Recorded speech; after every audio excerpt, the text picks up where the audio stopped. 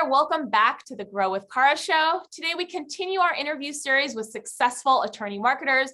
We're taking a close look at what's working, what's not, the specific steps these attorneys took to get to where they are. And these are simple steps that you too can follow to get on a similar path to growth. Okay, let's get right to it. Today, our special guest is attorney Brett Sachs. He's the founder and principal attorney at MVP Accident Attorneys, a personal injury firm serving California and Texas. They've recovered millions of dollars for their clients. Welcome, Brett. Thanks for joining us. Cara, it's my pleasure. I really appreciate you bringing me on. I love what you guys are doing. I love how James Publishing is changing and diversifying and helping law firms of various sizes in different ways, and could not be more excited to be part of it.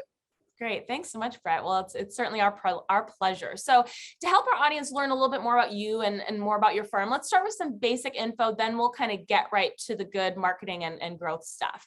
Of course. Tell us first, kind of what's the primary focus of your firm? What kind of cases are you typically taking on now? So we are strictly personal injury. We're very narrowly focused in general, non-complex cases, no products liability, no med mal, strictly, straightforward car accidents, slip and falls, that kind of stuff. And 95% of our caseload is car accidents. And pretty high volume firm, yeah? Yeah, we do high volume. Our focus is giving our client a boutique feel. So establishing systems in our firm that makes it feel like mini firms under the umbrella of our firm, so that our clients get that unique attention. But we do take in hundreds of cases a month. Yeah. Nice. Yeah. So tell us, actually, when was the firm founded? When did you start MVP Accident Attorneys? So MVP Accident Attorneys actually started as Sachs Burns back in 2017, quickly bought out Burns in early 2018. We didn't really see eye to eye and everything. He's still a great person, but just not my good business partner. Then it was Sachs Law for about a year and a half. And the idea of the MVP brand just came from our work product and then what we put into our cases, and really emulating that MVP feel, that excellence of what we're doing. And it came out of a weird radio spot I did early on, which I can kind of go into. It's funny. And then I brought in a good friend of mine to help with the marketing and just changed everything. And it went from Sachs Law to MVP over the last year and a half, really. During COVID, we got that slow time to rebrand it. And now we're fully launched as MVP. Sachs Law is gone. But the firm as a whole, to answer the question, is about 4.5 years old. Okay. Tell us a little bit about that radio spot. How did the MVP come about? So I've always been a sports fan and I love baseball. It's one of my favorite sports. And so very early on, I wanted to get connected with a sports team. And this is really before law firms connected or sponsored sports teams. Before that was a popular thing out here in California. There was like one, maybe two law firms doing it. But I tied my hitch to the Angels and wanted to get on their Angels radio. And so I had a spot with Roger Lodge, and the content was that we were supposed to say that I was a Mike Trout of personal injury, and obviously they said we can't use Mike Trout's name, and Roger Lodge was the one that actually suggested, why don't we just use MVP? And so that's where that name came from, and it kind of stuck, and it took about a year and a half after that to get it moving, but here we are today, and it's a phenomenal brand, and it really just it holds all of our core values and delivers who we are to the consumer. That's a great story. That's really cool. So tell us a little bit about your revenue growth in the last 4-ish years. So we've had exponential growth. Our first full year, it was 2018, did a little over $1 million. And then the year after that, we 6 times our revenue. Then it was 6 times more, and then our last year was double that. So we have grown exponentially. I was obviously by myself, working out of what I consider a closet now, back in 2017, 18, and now we've grown our team to over 50. Nice. Okay, so a team of 50. How many attorneys versus support staff in that?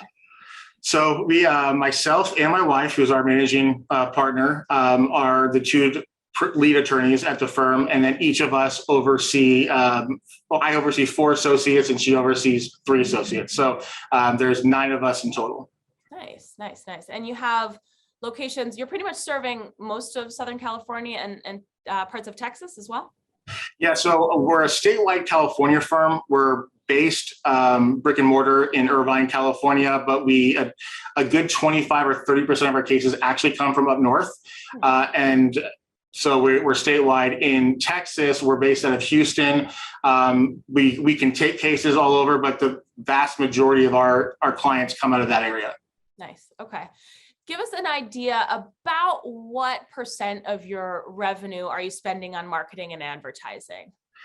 So that's a great question, and I'm a data guy. My entire firm is based off of our data and our numbers and analytics.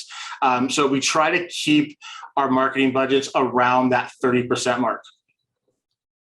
It's obviously some months and some quarters it goes much higher based on what we want to do and what opportunities are presented to us. Sometimes it's a lot lower when we cut things, but we really want to average it out about year after year at that 30% mark. We feel like that's a pretty healthy number to keep our growth where we want it to go.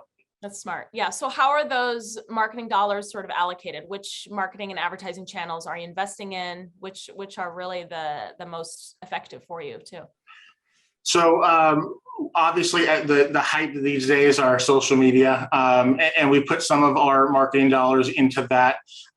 We do have a presence on TikTok and on Instagram. We've gone viral a couple of times. It's not really my thing personally, but I had to adapt to it, which we can talk about. But a little bit goes there, but for the most part, a lot of our money is still in traditional marketing, law firm marketing, where we still feel very heavily in SEO development. So we're consistently working on that. And a good 20% of our cases come from our organic SEO and content-driven type of marketing. And that's very important to keep up on. And then another 20% or so goes into PPC or ad campaigns, whether that's through Google or social media or other potential avenues. And then the rest is going into other traditional marketing, such as like radio. We have like sponsorship deals with certain companies like, iHeart and stuff like that. And so things come up and develop, but we want to continue to maintain a community faced brand. So anytime we get the opportunity to help our community in any way, we like to allocate X amount of our marketing dollars set aside for those opportunities. If we have a mom that comes to us and says, my son's sports team, my Little League team needs to be sponsored, or a youth soccer division, or we want to, pack 1,000 backpacks for school for children, those type of things, because we still are very heavily rooted in what the advertising world calls guerrilla marketing or the grassroots 360 marketing. We still feel like that's very successful, and it helps show our consumers and our clients really who we are past that, oh, I'm a lawyer and this is what I can do for you. Yeah. Yeah, well, it definitely sounds like you kind of have your hands in a lot of marketing channels. If you had to pick one that really is giving you the highest return, what would you say is really giving you the highest ROI at this point? So at this particular moment, we still feel that SEO and the lead PPC type of combination is very successful. For us, it does still generate a vast majority of our clients, and we feel that it's coupled with word of mouth. So 40% of our cases, it's crazy amount of cases when I looked into it, does come from word of mouth. So it's previous clients, friends of clients, friends of the community, people who just know us. That coupled with the SEO and online digital marketing is very successful, because they hear about us or they're recommended us, and then they go look for who we are. So having that content, having those PPC shows up, even if we're bidding on our own name, like just MVP Action Attorneys, when they type us up, we want to show up, right? We want us to be, other people are bidding on our names all the time. Some of the biggest firms in California bid on our names, and I take that as a major compliment, because that means that they know that people know who we are. So we feel that it's although we're very good at capturing where we think our clients are finding us, we're still not ignorant to the fact that it does work collectively. And that's the reason why we have our money allocated in different areas, because to build a brand, you really do have to be top of mind, and to educate, then grab the attention, or vice versa, whatever works better. And then you have to really capture that and get them in. And sometimes it takes to be top of mind for them to see, hear, or look at you various times prior to that initial phone call. So we still love the traditional SEO. Radio is going to be huge for us coming up. We know radio works. It worked at the firm that we came from, where I came from. And I'm very excited about that. And I think that's going to help mold our brand to a different market that we're not capturing yet. Yeah, that's great. Tell me a little bit. Well, are you managing the SEO and the PPC efforts in-house? Are you working with an agency? What does that approach look like? So that's an amazing question. Both. Actually, we've tried it both ways. Vendors are vendors. It's very hard to find vendors that care about you as much as you do. In fact, I can't think of many or any other than the ones that we're using. And I'll get into why in a second. But vendors will take money from you. They'll take money from the law firm down the street. And I always ask them, how is that not a conflict of interest? I mean, ethically, it's not, because they can do that. But why am I going to compete with your other client? That way, you don't care who's giving you money. You're just making money. So we try to stay away from the vendor approach. So I spent a lot of money in that area right off the bat and didn't get any success from it.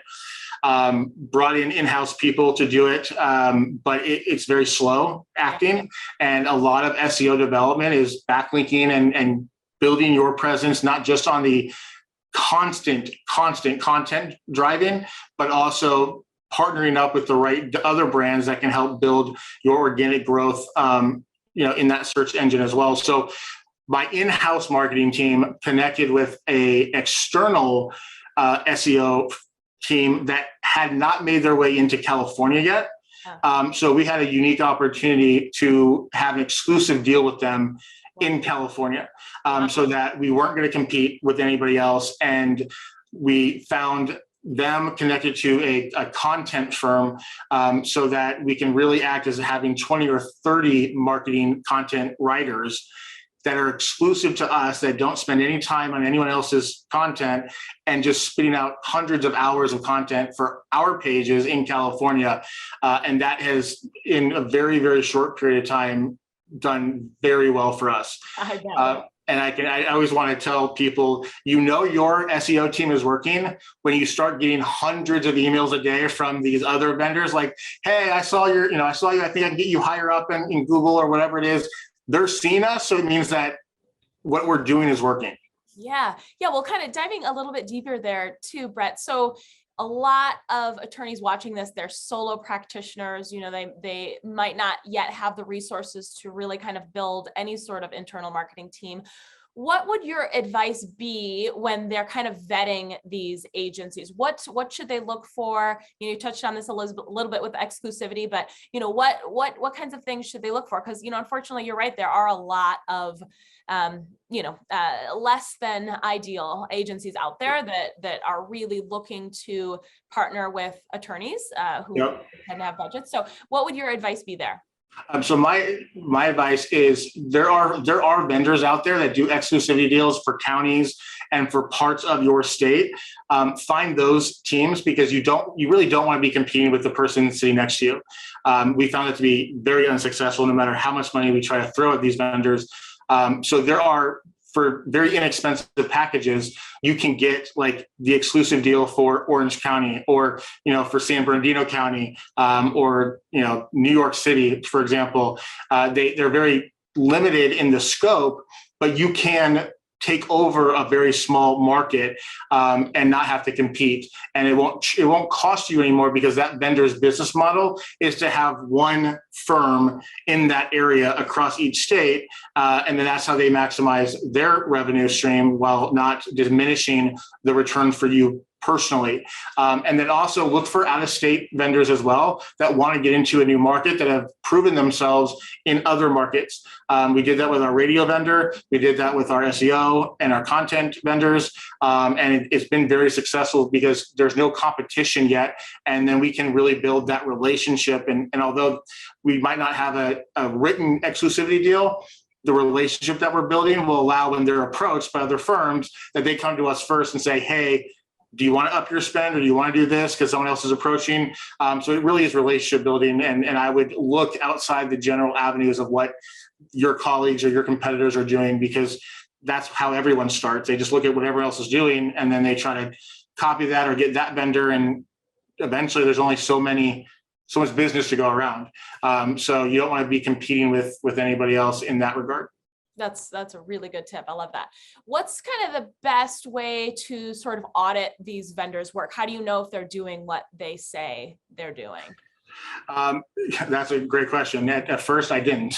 And that's the reason why I feel like I lost a lot. Yeah. Finding somebody who can help you understand and digest what they're presenting to you. Any vendor is going to present numbers in a way that makes them look great. And unless you truly understand, where they're capturing the data, what data points they have that build out their reports, and making sure that those data points match your data points. Like, we had one vendor, they're one of the biggest leading legal marketers in the West Coast, I'm sure, probably now countrywide. And when they were sending me their reports, I kept saying, like, that's irrelevant to me. Like, they're like, oh, leads. I'm like, what is a lead? Like, explain that to me. Is a lead anyone that clicks on this page? Is a lead what people call? Is a lead if they sign? How are you quantifying that term? And does that match my term? And you want to find a vendor that your ideology is the same as theirs, so you can digest what they're sending you, because it's all graphs and data and whatnot. And right off the bat, when I had that data, I went and found every friend I could who knew more about it than I did and said, hey, can you look at this? What does it say? Am I getting a good return? Are they doing what they're supposed to be doing? Because again, I had no idea. So just Googling and researching and talking to people who knew more than me, that would be happy to give their time to help me learn. Yeah, that's good.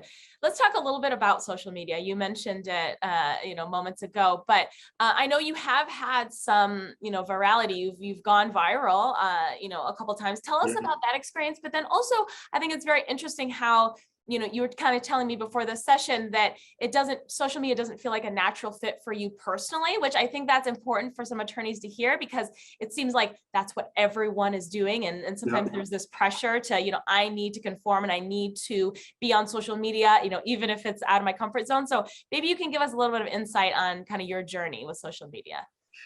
Yeah, great question. Like everybody else, when social media came out, I dove into it. I got very hooked to it. It was every day scrolling through Instagram and TikTok when that came out, Facebook, and I found myself losing who I was. And this is before the advertising or the marketing part of it, this in general, social media and how I relate to it. And so I stopped posting stuff because I got too connected to like how many likes we were getting. And I was constantly looking, like if I posted something, like how many people like it now? How many people like it now? And I started to realize I was losing who I was as a person. And I was only putting out stuff that looked great in the moment, and didn't relate to who I was as an individual. And then I found it really hard when I was connecting with people on social media. When I met them in person, it felt very weird and unnatural. And I was like, that's not who I am. I love to be with people, and I love to be social and to feel introverted when I meet people, because like I know them but don't know them, and then it's like awkward. So I stopped all of that, and I still have a personal page. It's connected, a lot to our brand through MVP. But basically, that's the reason why I've chosen so far not to really build out a personal brand on social media and really create a brand around my firm. So I'm actually great friends with Bob Simon, and Bob has a phenomenal presence on social media. His brand is amazing. You know, he connects with people organically, and it leads to a lot of business for him.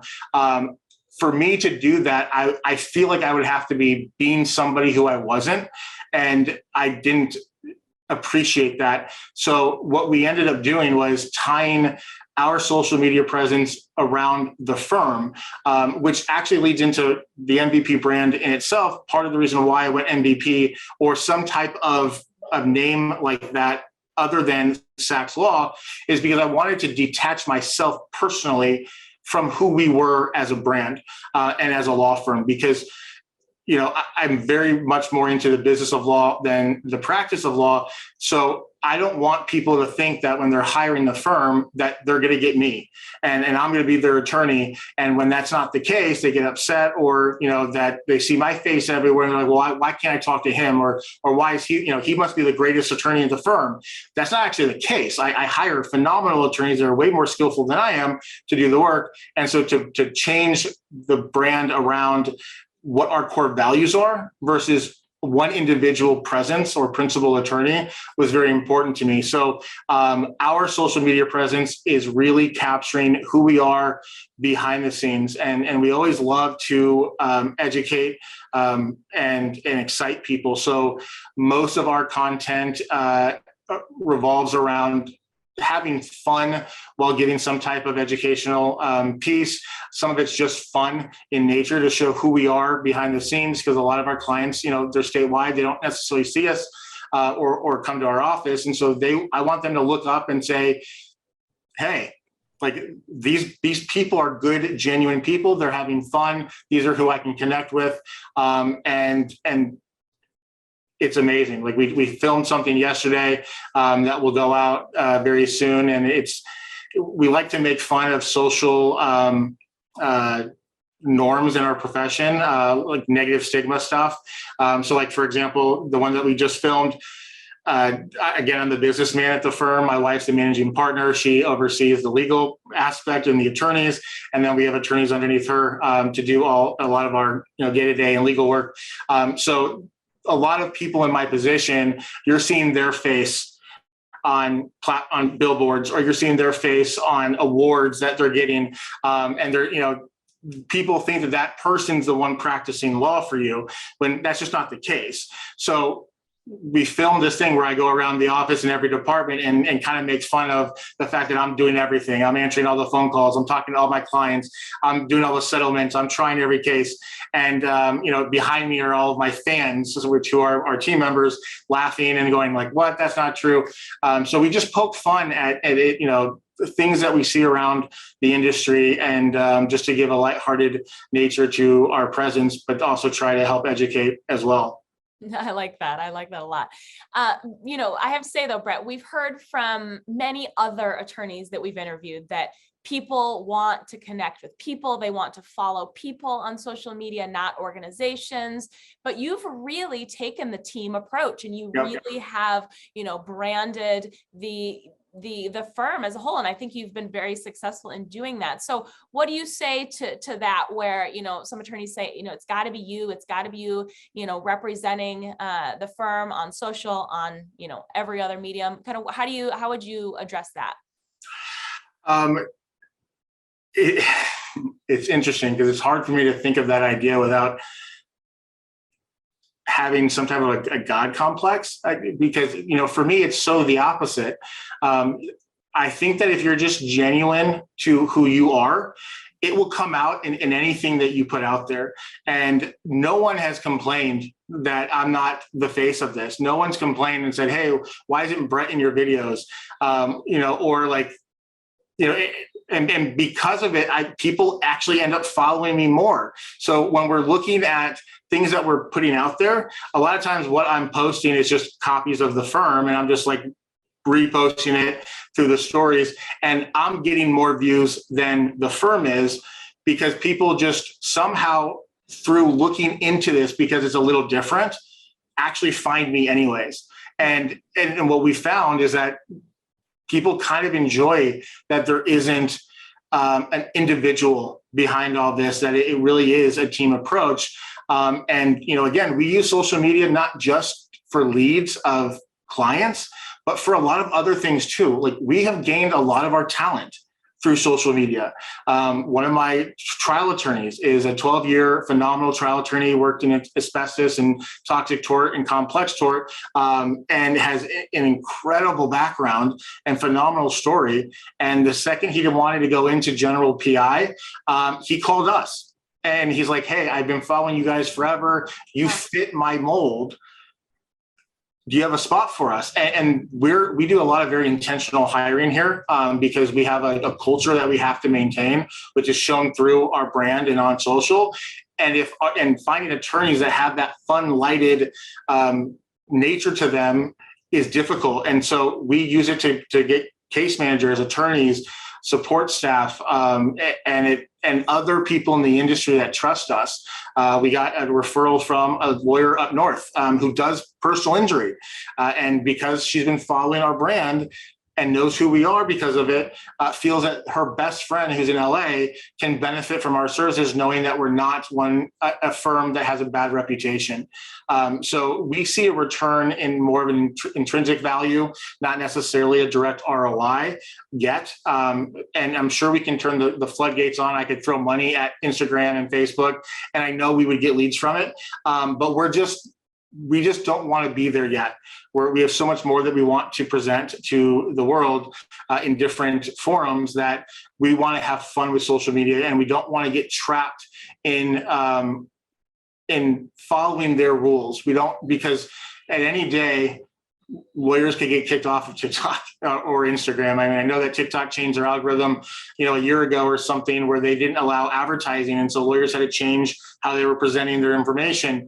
They could go further one day. And if all of our eggs are trying to get that social media push, what happens when that's turned off? We just don't want to ever be stuck, and we want to always be true to who we are. And we're not that individual. We are a team. And I preface that inside our firm as well. This isn't me. I'm asked to be on national webinars, and I ask the people asking me if I can bring on the attorneys that have actually resolved the cases they want me to talk about, because I can easily look up the notes. I can easily talk to my associates, and yes, I can for sure take that recognition, but it wouldn't be fair for me not to showcase the people who are working every day for our clients and showing up every day for us because they believe in who we are. So I've never felt that individual approach was who we are. And ironically, it seems to be working very well for us. And it's a little outside the norm of what the other attorneys seem to want to do.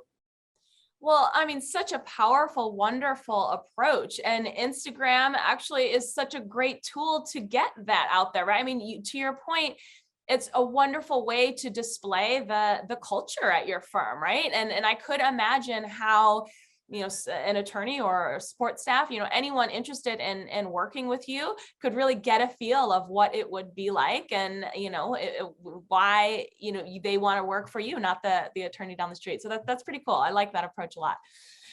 Before we start to wrap up, Brett, I did want to circle back something that you mentioned briefly, this kind of boutique approach, this tailored approach.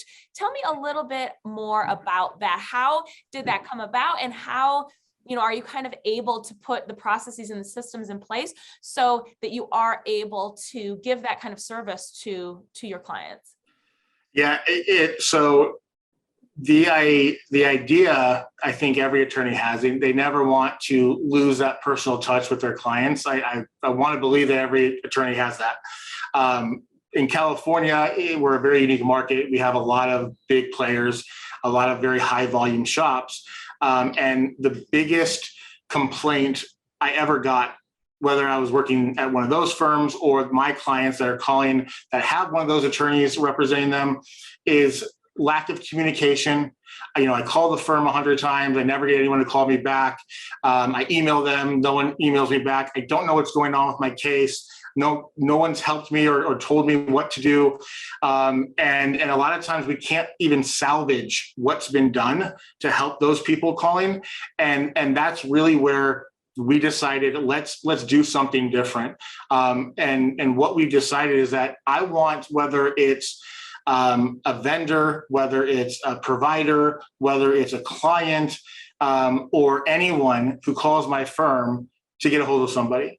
And so our platform is basically taking the idea of an assembly line or diversifying your labor force so that every piece of a case workup or handling a client's file is done by individuals on a team and systematically put out in a specific way so that the client, number one, feels like they're our only client, but two, make sure that things are being done in a way that they're not hurting the value of the case. So it's not slowing down the value of the case. Making, if the same person's talking to the client is doing all the welcome letters and the DMV forms and sending letters to the adjuster and the doctors, then and how are they going to be able to get to everything every day? So, we have a team approach. Every client gets a team that consists of, even if you're in pre-lit, which is very important to us, that you have an attorney. So every case in pre-lit is settled by a licensed attorney in California. A lot of firms don't do that. And I'm not even going to get into the ethical aspect of that, but I think that a client deserves an attorney to resolve their case, whether it's in litigation or in pre-lit. Each attorney then has a case manager who specializes in the client communication aspect for the majority of the case, and talks to the adjusters, making sure that before you're doing the legal work on the case, like simple things like liability has been accepted, they've received our letters, they know who we are, they have facts of the case, and then everything's presented in a package for the attorney when it's their turn to negotiate or actually do legal work on the case. Each case manager then has an assistant who handles all the paperwork in the background, sending out welcome letters, rep letters, DMV forms, billing, that kind of stuff. And then each assistant has a medical records clerk who then takes care of all the hospitals and provider records. And then every team also has a lead negotiator on the back end. So everything done is done by an individual, and everyone is doing one particular part of the case so that nothing gets lost in translation, and we can get the case moving forward and not sitting for a very long time, because we want our clients who put their trust into us to get 100% from us at all times. And a lot of times these clients don't even know to go back to the doctor. As silly as that sounds, they're in excruciating pain and they call us, and I asked them, when was the last time you went to a doctor? Because they're with somebody else. And they said, the last time I went to a doctor was like 6 months ago. And I'm like, well, why didn't you go back to a doctor? And the answer is the attorney didn't tell me to. And it's like, well, logically, you're like, that doesn't really make a whole lot of sense. If you're hurt, why wouldn't you just go to the doctor, which is where the defense argument comes from. But then they put their trust in these firms. They're expecting to be educated along the way of what to do next. And so having one person only responsible for doing that allows our client to feel connected with the firm and have that personal touch, so that we can take on more clients and not let that diminish our work product. Because we really want the industry to know that a firm can take on high value or volume cases and produce high value results and have really good client satisfaction and communication and education. And that's why I believe that 40% of our cases are word of mouth, because our clients really, really, really do love who we are. In fact, the only 2 negative reviews that we have on Google are clients that we can't find anywhere in our system. And it's crazy, and I wish that we could help that individual. But the vast majority of our reviews are very positive, 5 stars, and we're not a firm that's going to hire people to put fake reviews up. So they're all actual clients of ours, and we care so much about that, and that's part of our core values that we put out through our branding. Well, I mean, so much of what you're describing seems like common sense, right? It seems like a no-brainer approach to customer service, but unfortunately, the vast majority of the law firm owners that I talk to don't have these systems in place. And more often than not, buyer's remorse sets in, right? A client signs up with a firm and then crickets, they don't hear anything. They don't understand. They're not educated on the process. They don't know what will be expected of them, what they can expect of the office and the attorney. And, it really, it can really go downhill fast. So I appreciate you kind of outlining that. I think that will be helpful. So, okay. So in wrapping up, Brett, if a lawyer watching maybe only has time to adopt one, maybe two of your firm's successful marketing channels, what would you recommend? One thing that we discussed and one thing that we actually kind of didn't discuss, and it's all based on personal brand, which is ironic because it's different than what I just said. But personal brand doesn't have to be on social media. Every time you talk to somebody, you are your own personal brand. So what I would say is find a way to show people who you are and be that person, and do not deviate from that for anyone at all. And I'm telling you, if you are genuine and you are good and you care about what you want to do, people will see that and opportunities will present themselves so that you will be able to scale and grow your firm at any rate that you want to do that. So whether that's through social media, or getting out there and doing your own grassroots branding.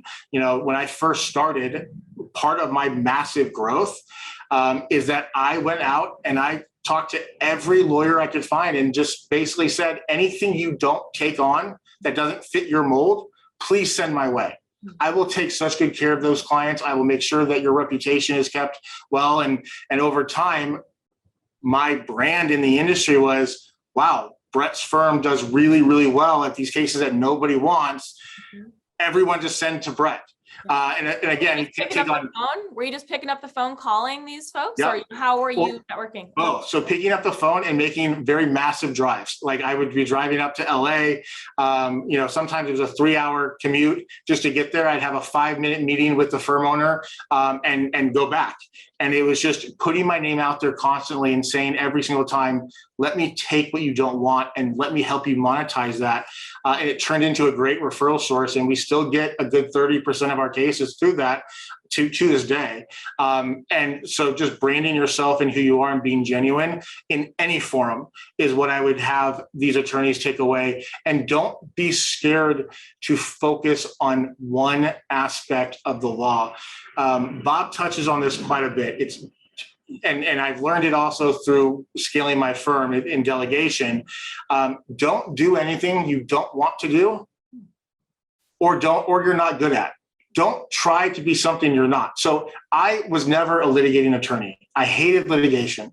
I never wanted to do litigation. Our firm does, but I don't like it.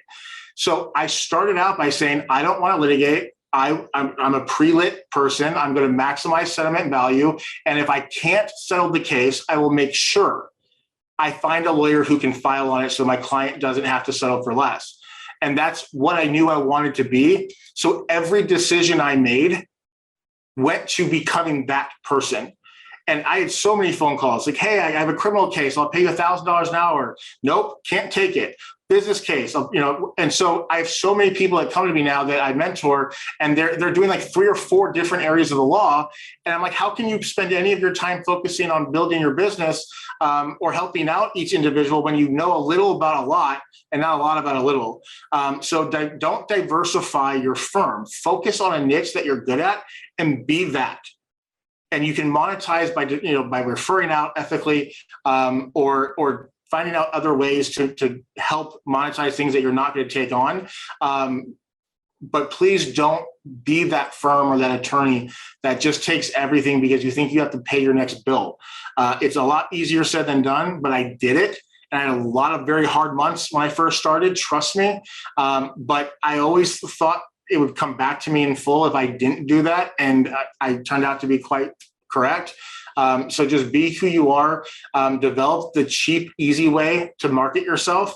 Again, you can do that on Instagram and on social media. And there are a lot of my friends that do that. There are solo practitioners and they just put all their efforts into free, doing their own recording, and editing and stuff like that. There's a lot of easy apps these days. So doing that, but market yourself of who you are, do it for as little as possible. And to second that, the second thing to do is actually something not to do. Don't try to compete with people that are clearly and easily outspending you. You will lose every single time. And that's very hard, even for someone in my position, because so many firms out here in California, I could put in $100,000 in, in a certain avenue, but I know that there are 5 firms that are spending $1 million in that same avenue. My stuff's going to get diluted. It's not going to work. It might work for them. That's great. But wait your turn and figure out different ways and different avenues. And, if you want to go on the radio, be strategic about it. Don't put yourself in the same 5-hour period as your other 3 biggest competitors so that the consumers are hearing 5 people. Be creative, find different, smaller stations, find different times of to put yourself on the radio. So just be creative, be organic, be yourself. And I promise you, it will come back in full. If you try to sell yourself for something that you're not, it's never going to work. Brett, invaluable, battle-tested advice. I love it. Stay true to yourself, be authentic. Don't try to be something you're not. Niche down. Don't try to compete with those that are clearly going to outspend you. Be creative with your budget. All great stuff. Okay, Brett, thank you so much for sharing your experience, your tips today. It was a sincere pleasure learning from you. You're such a wealth of knowledge. Thank you so much for your time. Thank you very much. I appreciate it. Thanks, Brett. Okay, everyone, be sure to join us for our next episode of Grow with Cara happening very soon. Have a great day. Take care. Bye-bye.